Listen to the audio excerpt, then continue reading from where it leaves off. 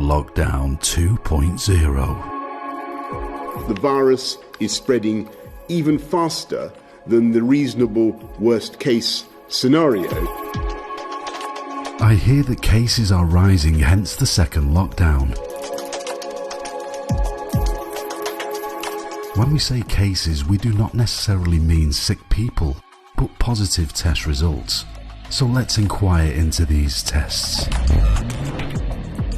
They are basing the case numbers on PCR tests. A positive result does not mean the person is infectious with anything, let alone COVID-19. What the PCR test detects is genetic material from viruses or bacteria that your immune system has dealt with in the past.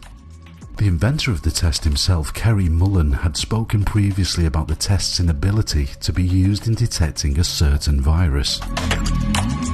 If they could find this virus in you at all, and with PCR, if you do it well, you can find almost anything in anybody, because if you can amplify one single molecule up to something that you can really measure, which PCR can do, then there's just very few molecules that you don't have at least one single one of them in your body, okay? So that could be thought of as a misuse of it, just to claim that it's meaningful. Another issue with the tests is the number of amplification cycles used. The test swabs takes one or two sequences of a molecule that is invisible to the naked eye. Therefore, it needs to be amplified to make it visible. Everything over 35 times amplification cycles is considered to be completely unreliable. However, the WHO test standard is set to 45 times amplification cycles. Could that be to increase the number of positive results? You have been quite critical of the tests that are based on polymerase reaction, in effect giving us too many false positives. A cycle threshold above 35 generally is people who are not infectious, yet NHS England documentation that has not been updated since January runs cycle thresholds to 45, which is identifying people who are not infectious. If this test is not fit for the purpose of detecting COVID-19, shouldn't this be enough evidence to stop using the unreliable data to justify restrictions? If the PCR tests had not been used as a diagnostic tool for corona infections, there would not be a pandemic. We've been told that lockdowns are in place to protect the hospitals. I won't even mention all the video footage showing empty hospitals, but let's look at some real-life data. If we look at the deaths with COVID-19 mentioned on death certificates on the 16th of October, which is the last day in this report, you will see it's 674 deaths. This is the number you see on the news, along with the fear-packed reminders of why we should protect the NHS so the bodies don't pile up in ice rinks.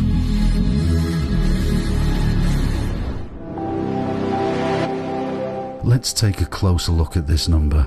Out of 674 deaths with COVID-19 mentioned on their death certificate, 638 died in their homes. These figures suggest it's more likely that these deaths are as a result of other factors. I would think if you are at a stage where you are dying from COVID-19, you would go to the hospital as a last resort. Interestingly, if we look at this list of diseases and its current trend, you can see most of it is below the baseline, apart from one, which is cardiac disease. If we look at the excess deaths as per place of death, this point is proven further where you can see the 5-year average deaths with the black dotted line. All deaths are below average apart from the home deaths, which is all above average. Still, some might say the lower deaths are because we got better at treating COVID-19, but there are still many cases of people getting seriously sick.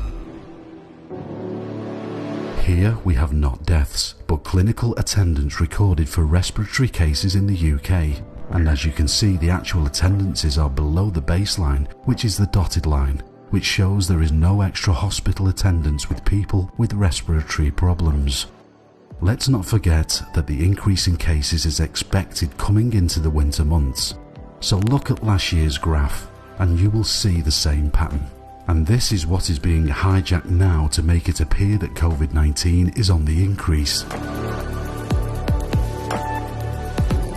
This is just a quick look at some of the reasons as to why this lockdown seems to be driven by misleading data and fear-mongering statistics. We are not even going to get into COVID the business, corruption, empty test centres, false death certificates, DNRs in care homes, or any of all the other information out there that shows something is seriously wrong here. We are testing healthy people to declare them unwell while not treating actual sick people.